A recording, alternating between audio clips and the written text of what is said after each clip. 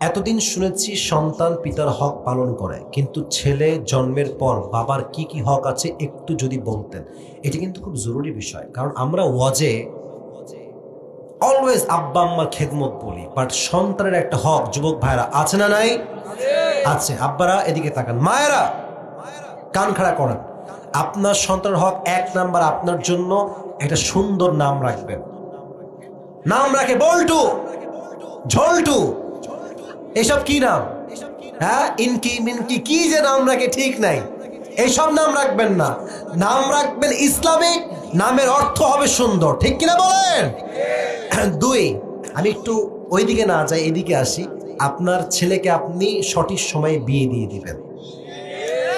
আপনার ছেলেকে যদি আপনি সঠিক সময়ে বিয়ে না দেন, আপনার ছেলে যেই কয়েক ঘাটে পানি খাবে প্রত্যেকটার দায়ভার আপনাকে কিয়ামত দিন বহন করতে হবে আব্বা জান, ঠিক কিনা বলেন?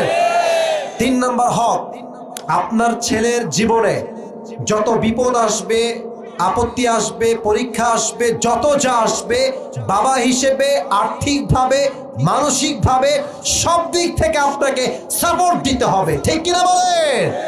আমি অনেক বাবাকে দেখেছি টাকা দিতে চায় না, বলে এই টাকা দিব না, যাওয়া তোর ইনকাম তুই করে খা। না না, ইসলামের শরীয়ত যে সিস্টেম দিয়েছে ঠিক সেই সময় পর্যন্ত সন্তানের হক আদায় করতে হবে। রাজি আছেন তো সবাই ইনশাআল্লাহ?